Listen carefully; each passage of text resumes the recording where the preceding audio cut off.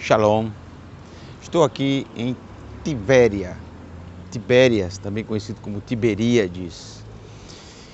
Essa cidade foi construída por Rhodos Antipatros, Herodes Antipas, e ele construiu essa cidade em homenagem a Tibério César, o imperador romano, que o colocou para administrar uma das tetrarquias do Império Romano, da província do Império Romano. Aí ele homenageou o imperador com este nome, Tibérias, ou seja, é a cidade de Tibérios. E por que ele construiu essa cidade aqui? Uma das coisas que os romanos mais gostavam e procuravam aqui na terra de Israel era justamente locais que houvesse banhos quentes, banhos termais, que os romanos gostavam muito disso, dos banhos termais, dos banhos quentes. Portanto, foi descoberto aqui neste lugar que havia uma fonte de água quente, água brotando da terra. É impressionante, porque até os dias de hoje essa água brota da terra, água quente, fervendo, sai da terra a 60 graus centígrados e chega até brotar aqui 45, 42 graus. E vou mostrar para vocês esse lugar, vou mostrar para vocês as ruínas arqueológicas da época dos romanos, da época dos banhos quentes, e também alguns achados arqueológicos aqui, já de um período um pouco mais tardio, primeiro século, segundo século, terceiro século da nossa era. Me sigam, eu vou mostrar para vocês Ramat Tiberia, ou seja, a parte quente de Tibéria.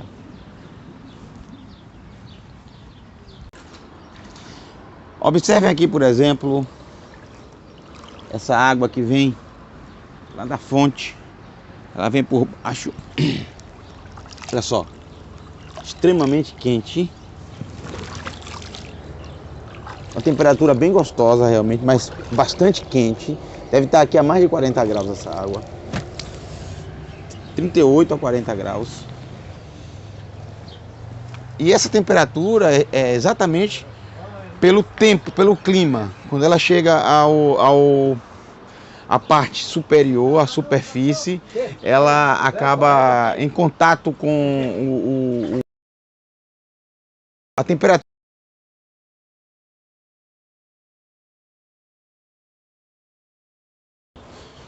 Vamos lá, vamos.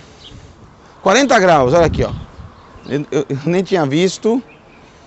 40 graus. Bom, eu cheguei aqui num ponto muito importante, que é exatamente as ruínas da época dos romanos, onde eles vinham para tomar os seus banhos quentes, onde eles vinham para relaxar, onde eles vinham para desfrutar das águas quentes que brotam desde o solo aqui em Tibérias. Olha só essa fumaça, gente. Observem. Olha aqui, ó. Não para de minar a água quente. Isso aqui era um pouco mais fundo, tá? Era mais fundo. Vocês observam aqui as pedras da época dos romanos. Tudo isso aqui eram banhos termais, 60 graus centígrados, tá marcando ali, ó, 60 graus centígrados. Não, ainda ele coloca um aviso para não colocar a mão, não coloque a mão, porque 60 graus centígrados. Os romanos tinham um sistema para tomar esse tipo de banho. Eram três níveis de banhos que eles tomavam. Eles passavam por 3 níveis. O primeiro, frigidário, depois frigidário, trepidário e caldário. Muito bem, minha esposa. Frigidário, trepidário e caldário. Frigidário é o frio, depois eles iam para o morno e por último para o quente. Depois do quente já voltavam para o frio novamente. E aí seguia essa ordem. Essa cidade, ela não é mencionada nos escritos nazarenos. Ela é mencionada de forma indireta, quando é dito o mar, ou seja, o lago de Tiberia, o mar de Tiberíades. Essa é a única citação. Yeshua não tem nenhum registro de Yeshua em Tibéria. Como ele era extremamente patriota, como ele é muito patriota, como ele sempre visava o seu povo, então Tibérias era uma cidade que ele não iria privilegiar, porque era uma cidade eminentemente de quem habitava em Tibérias eram os romanos e alguns cidadãos israelitas da elite que vieram para cá, que não ligavam muito para o povo, que não ligavam muito para os galileus. Então Yeshua não privilegiou esse lugar, Yeshua não gostava de vir aqui, não queria vir aqui, não há registro dele aqui em Tibérias. Por que os israelitas ficaram ainda mais chateados com essa cidade? Não só pelo fato de ser construída em homenagem ao imperador, mas pelo fato desse local ser um antigo local de sepultamento, túmulos antigos aqui. E em cima desses túmulos fizeram exatamente a cidade para os romanos. Então eu estou aqui em cima das pedras onde ficavam os romanos para tomar os seus banhos quentes. Hoje quem aproveita desses banhos são os próprios israelitas. Daqui a pouco vamos fazer uma tomada para vocês verem eles desfrutando dessas águas quentes. Observem as águas, elas vão percorrendo toda a extensão do parque. Realmente é muito quente, dá para ver a fumaça, olha ali, de onde ela vem. Ali é a fonte, ó. Dali. Isso, olha lá. Mais pra cá, aqui. Coloca aqui. Olha a fonte lá. Dá pra se ver a fumaça claramente aí na filmagem, não dá? Calor realmente. É impossível você colocar a mão aí. Realmente você se queima. É muito quente, muito quente. Quando chega lá, no final do parque, ou melhor, no início do parque, ela já vai estar a 40 graus, justamente pelo contato da temperatura ambiente. Não para. E para onde essa água vai? Eu vou mostrar para vocês mais na frente, em outro vídeo, em outro local, que essa água vai chegar até o Kinneret. O Kinneret, gente, está aqui bem próximo. Olha só a imagem, olha o Kinneret ali, do outro lado, ó, bem pertinho daqui. Ou seja, aqui não dá 50 metros, tá o Kinneret ali, o Lago da Galil, do outro lado. Então essas águas vão até o Kinneret. Essas águas, elas se dividem em 7 partes, em 7 braços que desaguam no Kinneret, são chamadas Ensheva, 7 fontes. São 7 fontes que chegam até o Kinneret. Então essa água quente, o Kinneret é uma água extremamente gelada. O Mar da Galileia, chamado Mar da Galileia, são as águas do Jordão, que nascem lá no extremo norte de Israel, do degelo do Monte Hermon. Então as águas são extremamente geladas. Só que essas águas aqui de Ramat Tiberia vão para o Kinneret, e nos lugares aonde ela deságua, não é que a água vai ficar quente, mas ela vai ficar na temperatura superior a todo o restante do lago. Portanto, é local onde muitos peixes gostam de ir, porque os peixes daqui gostam de águas mais quentes. Então eles procuram essas águas especialmente para se reproduzir.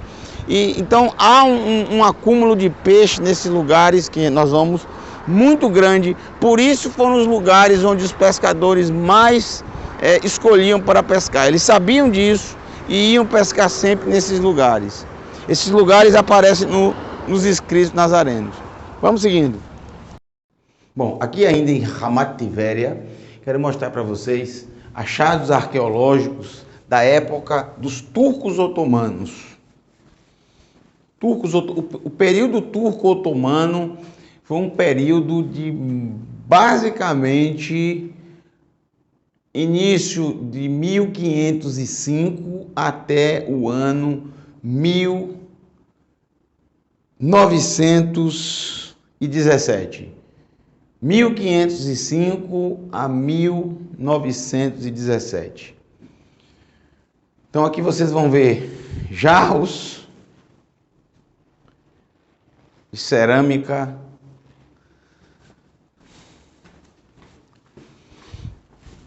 lamparinas, se colocava um tecido e azeite, jarros de vidro, moedas, não somente na época dos turcos otomanos, mas moedas antiguíssimas, inclusive do primeiro século. Essa aqui, por exemplo, tem o nome Tibérias, ó, dá para ver aqui, ó. Tibérias. Jarros, mais jarros de cerâmica com detalhes, com pinturas. E o famoso banho turco. O famoso banho turco. Olha aqui, ó. Uma piscina, chamada piscina mesmo, para banhos turcos. Aqui nós temos copos e jarros de vidro, algo já mais moderno, mas também encontrados aqui desse período. Olha aqui, ó, algo bem mais moderno. Bem mais moderno, 200 anos atrás. E aqui outra parte aqui, também possivelmente uma piscina turca. Shalom, Boker Tov. Nesse eles ficavam em pé, nesse banho. Aquele ali, acho que eles... Não, ele é só para descer a escada. Sim. E sempre entre os banhos turcos havia tipo um garçom, né, que servia. Vamos seguindo, a gente vai finalizar lá fora esse vídeo, lá em Ramat Tiveria. Tem mais uma coisa para mostrar para vocês.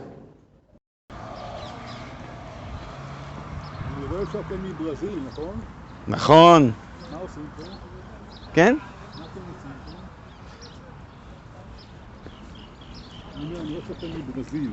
כן, ברזיל. Tourist. Essa é a última surpresa que eu tenho para vocês de Ramat Tiveria, é exatamente essa Beit Knesset, essa sinagoga antiguíssima, sinagoga entre o final do primeiro século, início do segundo século.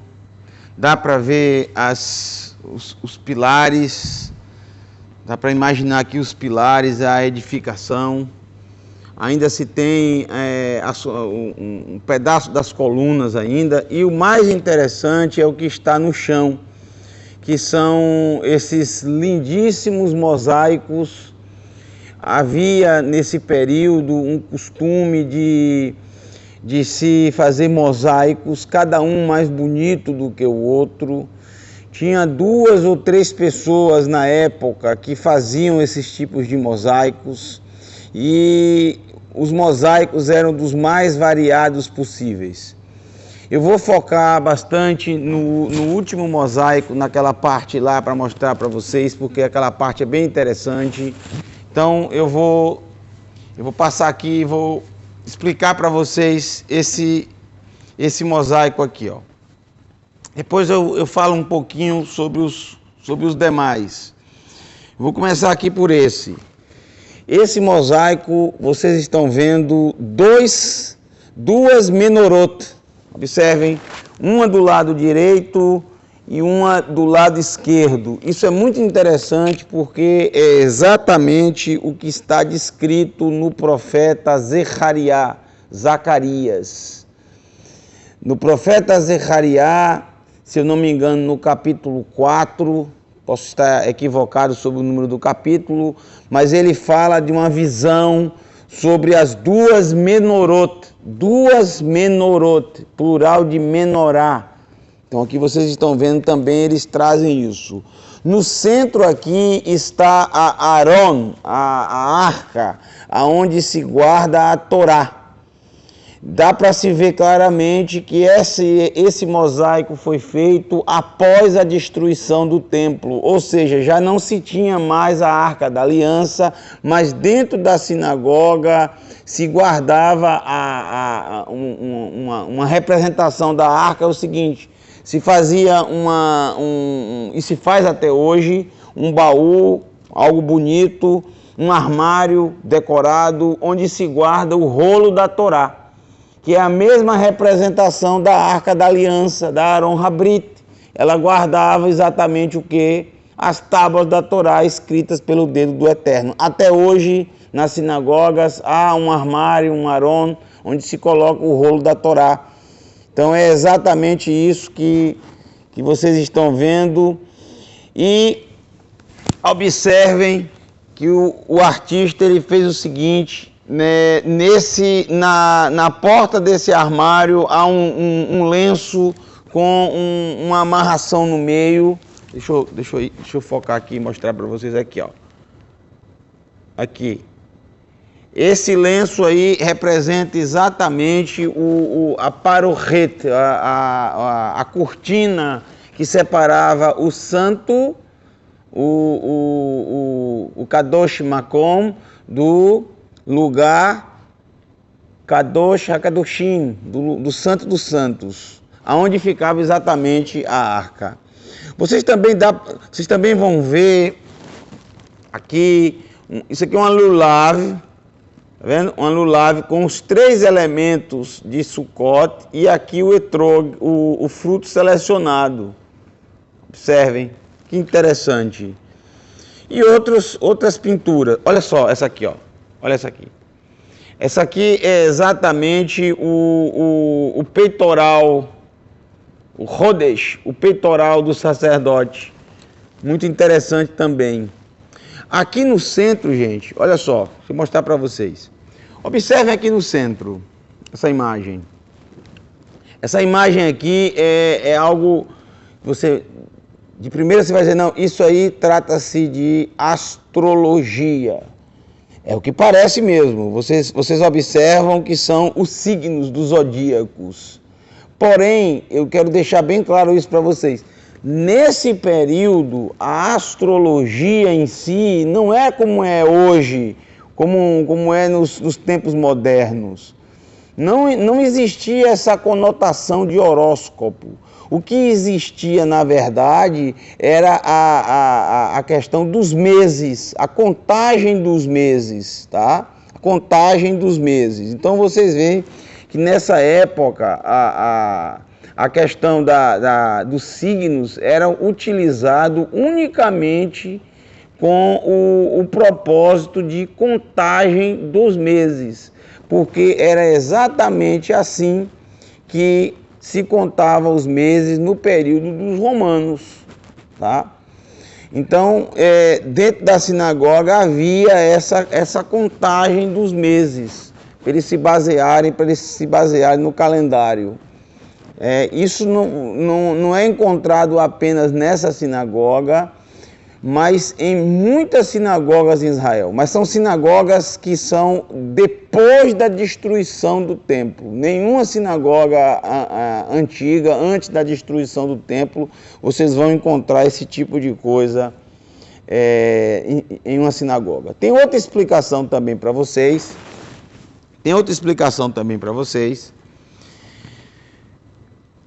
Alguns historiadores dizem que muitas sinagogas, eles colocavam esse tipo de mosaico, assemelhando-se assim às nações, porque era um período de muita incerteza, e os judeus, eles tinham medo de serem expulsos, de serem enviados para fora das cidades. Era um período de incerteza no Império Romano. Então, muitos afirmam que eles utilizavam esse tipo de situação para ganhar para ganhar prestígio diante dos seus dominadores e não terem nenhum tipo de problema com eles. Bom, aí são duas versões que se colocam. Desde este lugar, Ramat Tiberia, estamos pisando na história, estamos vivenciando a história e verificando exatamente todo o domínio romano sobre a terra de Israel. Eu desejo para todos vocês, Shalom, que o Eterno te abençoe. Vamos continuar, vamos seguir para os próximos destinos aqui próximos ao Mar da Galileia, que são destinos ainda muito mais interessantes, porque nós vamos ver exatamente sobre Yeshua, o nosso Mashiach. Um beijo para todos vocês.